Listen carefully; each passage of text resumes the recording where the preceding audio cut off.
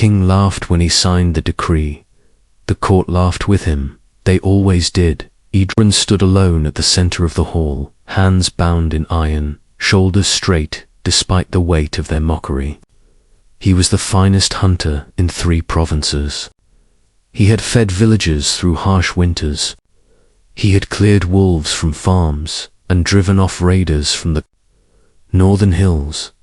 But he had no heir, no child to carry his name, and in the king's court that was weakness. You cannot grow a family, the king said, smiling thinly, so I shall grant you one. The doors opened. At first Edryn thought a boulder had been pushed into the hall. Then it moved. She stepped through the archway carefully. Even bent low, her head brushed the carved stone. Chains circled her wrists. Heavy links trailed behind her like broken bridges. Her hair fell in dark waves to her waist. Her eyes were steady and cold. A giantess' gasps rippled through the court. The king leaned back in his throne. A gift. She was captured near the western cliffs. Strong, fertile, if the old tales are true. Perhaps she will solve your problem. Laughter again. Idryn did not laugh. He met her eyes. There was fury there, and something worse. Resignation. The king waved a hand. Take your bride. Return when you have proven yourself a man. The chains were handed to Edryn like reins to a horse. He did not pull them. He simply turned and walked after a moment. She followed the road from the capital, wound through golden fields and into pine forests. Villagers stared as they passed. Children hid behind fences. Dogs barked until their voices failed. Idryn said nothing for miles. At dusk, they reached his cabin. It stood near a quiet lake ringed with birch trees. Smoke rose thin from the chimney. The place was small, even for a man. For her, it was no more than a toy. He unlocked the iron from her wrists. The shackles fell into the grass with a dull thud. You are free, he said. She did not move. You could crush me, he continued. You could level this house. There is no army here. She flexed her hands slowly. The skin beneath the iron was raw. Why? She asked. Her voice was deep but calm, like distant thunder over hills. Because I will not be the king's joke, Idryn said, and I will not make you one. For a long moment she studied him. I am called Merrin, she said at last. Idryn. She looked at the tiny cabin, then back at him. Where do you expect me to sleep, hunter? He almost smiled. We will build something better.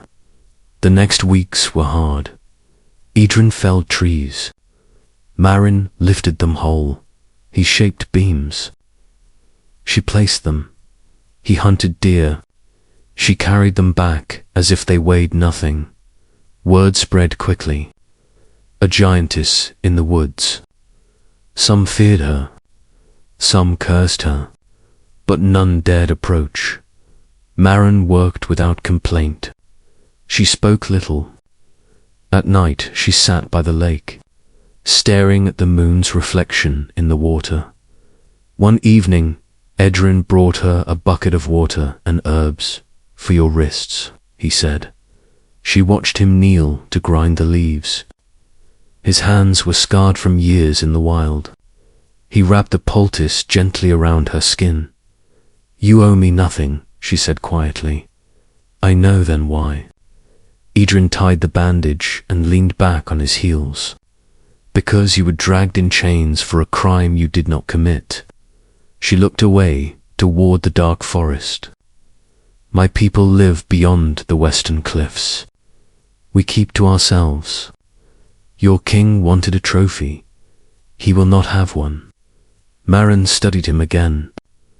This time there was less ice in her gaze. You are small, she said. I am aware, but you are not weak. Idryn shrugged. I survive. A faint curve touched her lips. The first sign of warmth. Summer turned to autumn. The structure they built rose high among the trees. A hall of timber and stone, large enough for her to stand straight. Idrun's cabin remained beside it, humble and steady. They fell into rhythm. She guarded the forest from prowling beasts. He traded pelts and meat in distant villages. At first, merchants refused to deal with him. Then a band of soldiers rode through the region, demanding grain in the king's name. They beat a farmer who could not pay. Eryn stepped from the tree line. She did not roar. She did not rage. She simply stood. The soldiers fled after that. The merchants returned. People began to leave small offerings near the forest. Edge, bread, tools, letters of thanks. The king heard of it. He did not laugh this time. Winter came early and cruel. Snow buried the roads. Ice sealed the lake. One night a horn sounded from the valley. A long, desperate call. Idrun was on his feet at once. Maren was faster. They reached the village to find fires spreading from house to house. Raiders from the north had slipped through the storm. Men fought in the streets. Women shielded children behind carts.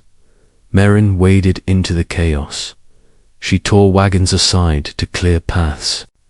She lifted burning beams from rooftops. When raiders rushed her with spears, she caught them in one massive hand and flung them into snowbanks. Edryn moved beneath her shadow like a blade. Arrows flew true from his bow, each shot precise, each step measured. The fight did not last long. When silence fell, villagers stared up at the towering figure framed by firelight. A child broke from his mother's grip and ran forward. "Thank you," he said, voice trembling. Maren knelt carefully. The ground shook as her knee touched. "Earth, you are safe," she replied. Idrun watched the moment settle over the crowd. Something had changed. Spring thaw revealed green shoots across the valley. With it came riders bearing the king's crest. They arrived in polished armor. 50 strong. The captain read from a scroll. By order of His Majesty, the Giantess is to be returned to the capital. The hunter Edryn is charged with harboring a royal asset and inciting rebellion. Maren stood behind Edryn, silent, waiting. Edryn stepped forward. "She is not an asset," he said. "She is not your prisoner." The captain sneered. "Stand aside." Edryn did not move. The first arrow struck the ground at his feet. A warning. The second never left the bow. Maren's hand closed around the archer's perch, splintering the wooden tower like dry straw. Chaos erupted. But this was not a frightened village. Farmers stood with pitchforks. Hunters knocked arrows. Blacksmiths swung hammers. They stood beside the giantess, beside the hunter.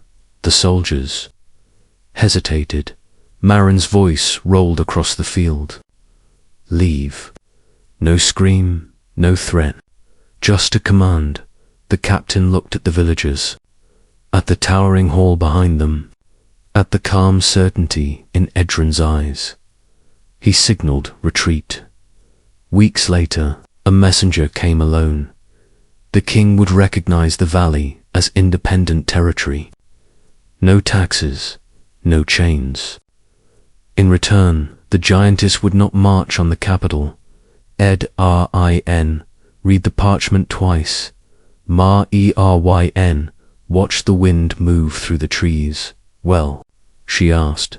"He prefers peace," Edryn said. She exhaled slowly. "Good." The messenger departed. Silence settled again over the lake. "You could leave," Edrin said after a while. Return to your people. Marin considered the distant western horizon. Then she looked down at the valley, at the timber hall they had built, at the smoke rising from village chimneys, at children running along the shore. I was sent here as a joke, she said softly. Edrin nodded. But I think, she continued, we have become something else. He met her gaze. Partners, he said. A small smile touched her face. Family, she replied, not by decree, not by blood, alone but by choice. And in the years that followed, travelers would speak of the valley where a hunter and a giantess stood side by side, where no tyrant ruled, where strength was not measured by size. They would say it began as a king's cruelty. They would say it ended as humanity at its finest. And they would be right. Asterisk.